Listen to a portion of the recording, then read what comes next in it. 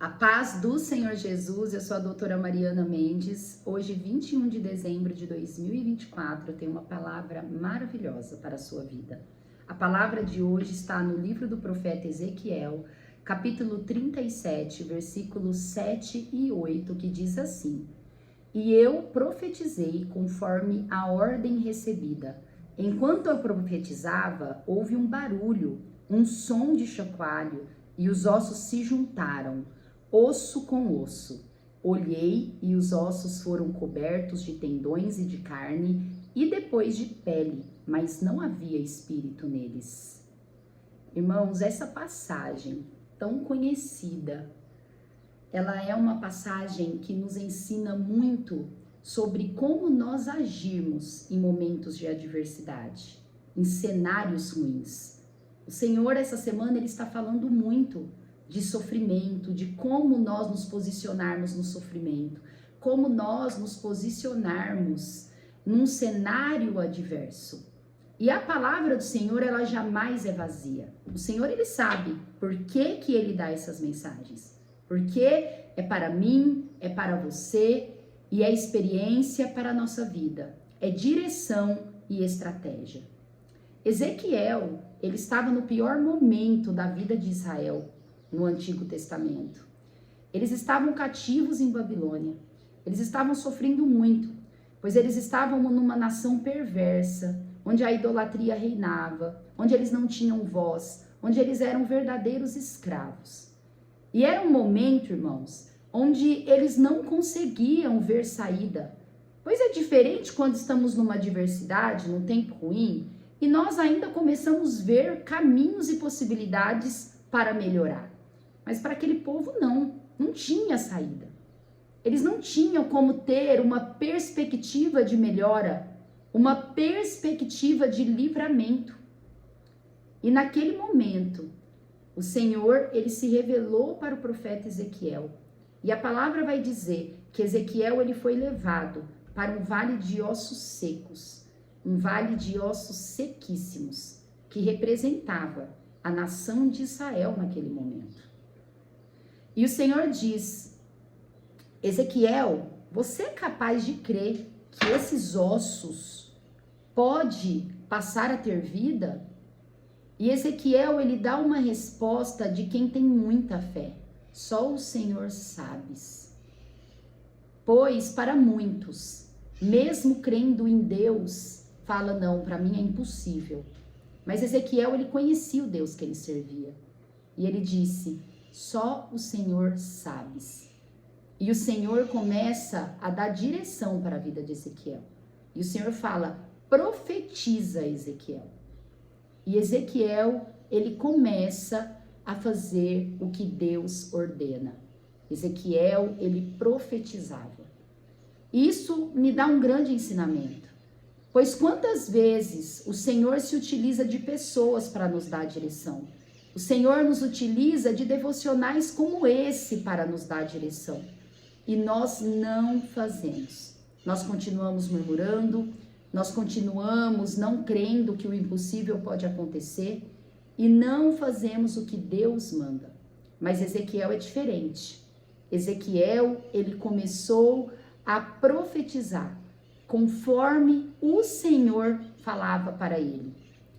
E a palavra diz que à medida que ele profetizava, conforme a ordem recebida, ele começou a ouvir um barulho, ele começou a ver um som de chocalho.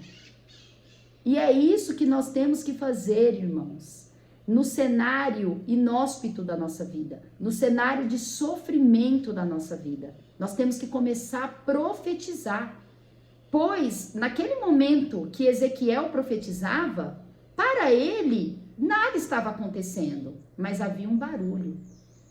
Pois, irmãos, o que acontece no mundo espiritual é anterior ao que acontece no mundo terreno. Talvez nós começamos a profetizar e nós não estamos enxergando nada, nenhuma melhoria, mas o mundo espiritual já está se movendo. E esse chacoalho, esses ossos, esse barulho, era o mover do Espírito. Era que algo estava começando a modificar. E a palavra diz começou a se juntar, porém ainda não havia vida, não havia espírito neles. E o que o Senhor ele fala para mim, que muitas vezes nós não estamos enxergando a vida, mas a estrutura para a vida vir, para a luz vir, para o milagre vir, já está começando a ser feito. Algumas vezes já até existe. É por isso que mesmo nesse momento de sofrimento, nesse momento de dor, nós temos que profetizar vida, profetizar mudança, segundo a direção de Deus. É Deus que ele vai nos falando, nos mostrando aquilo que tem que ser mudado. Nesse cenário de destruição que talvez a sua vida está, nesse cenário de ossos secos, onde para você é impossível mudar, começa a profetizar segundo a ordem de Deus. Não profetize segundo qualquer coisa, segundo aquilo que a sua carne queira, pois algumas vezes a motivação da nossa profecia é errada. Talvez você quer uma profecia de mudança para algo apenas para vingar de alguém que te causou dor. Talvez você quer que muda para você mostrar para as pessoas que você melhorou, que você está bem, e não é essa motivação, pois Deus nunca está envolvido em motivação errada. É por isso que nós temos que profetizar na nossa vida, segundo a ordem do Senhor, segundo o que a palavra do Senhor mostra. Nós temos que estar coerentes, de acordo com a palavra de Deus, de acordo com o caráter de Deus. Pois à medida que nos momentos difíceis da nossa vida, nós agimos assim, é assim que as coisas de Deus, aquele propósito que é bom, que é perfeito, que é agradável, começa a surgir na nossa vida. A meditação de hoje diz: no momento mais difícil, Deus me fez reviver. Ontem eu estava na igreja e eu ouvi uma palavra sobre Jó, onde no momento mais difícil da vida dele, de Jó, foi que Deus se fez presente, foi que ele adquiriu intimidade com Deus, foi que ele pôde conhecer o caráter de Deus, foi onde Deus ele fez evoluir o espírito de Jó, ter um aumento de conhecimento sobre o Senhor, um aumento espiritual. Jó ele tornou outra pessoa, não somente porque Deus ele recuperou 2 vezes mais, o abençoou 2 vezes mais. Jó ele se tornou diferente, porque naquele último capítulo do livro de Jó, ele tinha conhecido Deus, não de ouvir falar, mas por andar.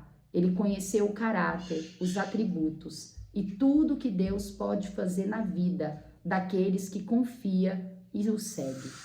Que essa palavra edifique a sua vida e te dê graça para você terminar essa última semana praticamente do mês na presença de Deus e com fé e com esperança que o seu 2025 será melhor, independente do cenário que você esteja vivendo.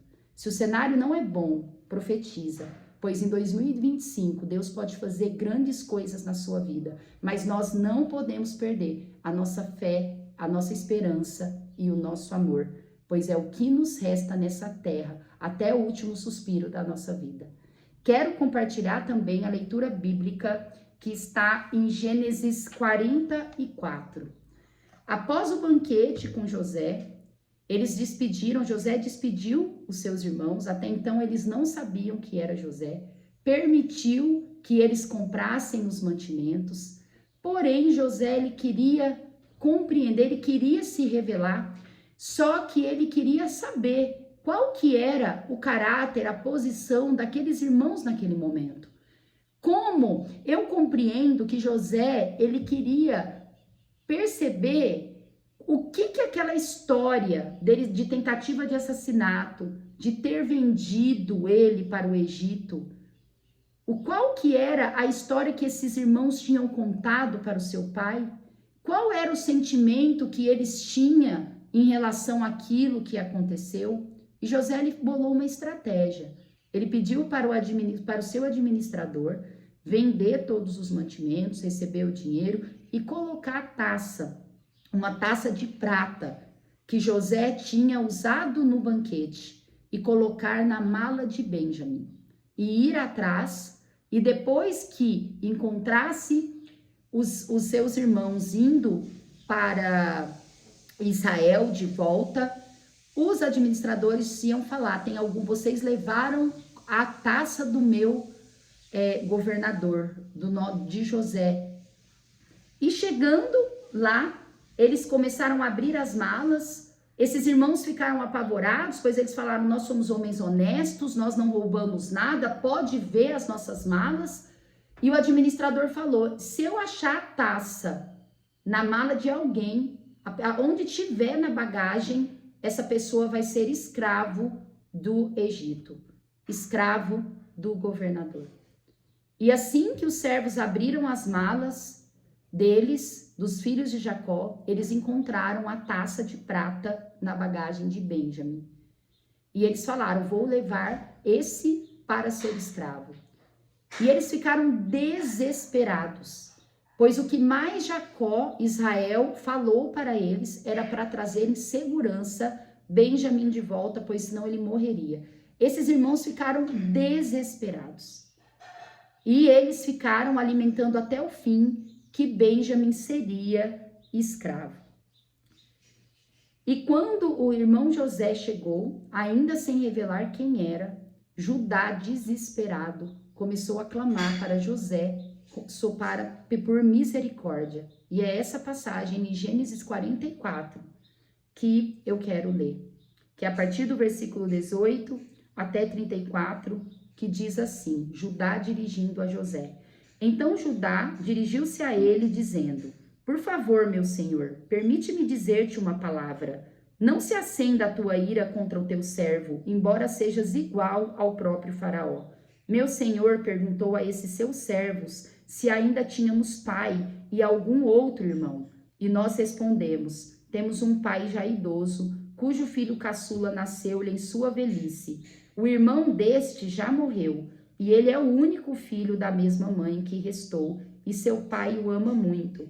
Então disseste a teus servos que o trouxessem a ti, para que os teus olhos pudessem vê-lo. E nós respondemos a meu senhor que o jovem não poderia deixar seu pai, pois caso fizesse, seu pai morreria. Todavia disseste a teus servos que se o nosso irmão caçula não viesse conosco, nunca mais veríamos a tua face. Quando voltamos a teu servo, a meu pai, contamos-lhe o que o Senhor tinha dito. Quando nosso pai nos mandou voltar para comprar um pouco mais de comida, nós lhe dissemos: só poderemos voltar para lá se o nosso irmão caçula for conosco, pois não poderemos ver a face daquele homem, a não ser que o nosso irmão caçula esteja conosco.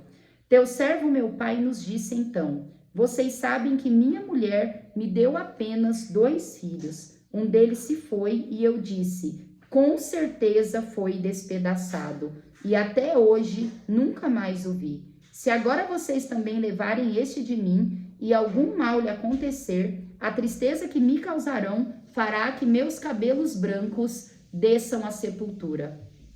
Agora, pois, se eu voltar a teu servo, a meu pai, sem levar o jovem conosco, logo que meu pai, que é tão apegado a ele, perceber que o jovem não está conosco, ele morrerá. Teus servos farão, seu velho vai descer seus cabelos brancos à sepultura com tristeza. Além disso, teu servo garantiu a segurança do jovem a seu pai, dizendo-lhe: se eu não o trouxer de volta, suportarei essa culpa diante de ti pelo resto da minha vida. Por isso agora te peço, por favor, deixa o teu servo ficar no lugar do jovem e permite que ele volte com os seus irmãos. Como poderei eu voltar a meu pai sem levar o jovem comigo? Não posso ver o mal que sobreviria a meu pai. Que palavra forte, né, irmãos? Nesse momento, Judá ficou desesperado e ele, não vendo outra saída para libertar Benjamim, ele propôs a José ficar no lugar de Benjamim, porque ele não suportaria ver o sofrimento do seu pai ao perder Benjamin, o irmão mais novo. E é como Deus fala através dessa palavra, sobre nós sempre buscarmos a verdade. Por mais que seja difícil, algumas coisas quando acontece, muitas vezes nós participamos de forma passiva. Nós nunca temos que mentir, buscar mentiras, pois nada fica oculto aos olhos do Senhor. A verdade um dia vem. E a verdade, por mais que ela doa, é melhor ser esclarecido no momento do que nós deixarmos a ira do Senhor descer sobre a nossa vida e as consequências virem, pois o Senhor, ele é misericordioso, ele não resiste um coração quebrantado, mas as consequências vêm. Judá, ele era uma pessoa que ele demonstrava um certo arrependimento de tudo que acontecera. Eu creio que a misericórdia do Senhor, que dura para sempre, estava sobre esses irmãos, pois se os seus irmãos fossem julgados conforme o merecimento deles, aconteceria uma coisa muito pior. Mas a graça de Deus estava sobre eles. Mas a consequência não os livrou. Que nós possamos nos inspirar nessa história, para sermos como José, para buscarmos sempre a verdade, sempre a justiça, sermos retos, sermos íntegros, para que a ira do Senhor não sobrevenha sobre as nossas vidas. E é por isso que nós temos que trazer à nossa memória todas aquelas coisas ruins que já fizemos, que traz arrependimento, e pedir misericórdia do Senhor, pois a misericórdia do Senhor estará sobre a nossa vida, até o nosso último suspiro. Amo vocês em Cristo Jesus, que essa palavra possa edificar o seu dia. Até amanhã.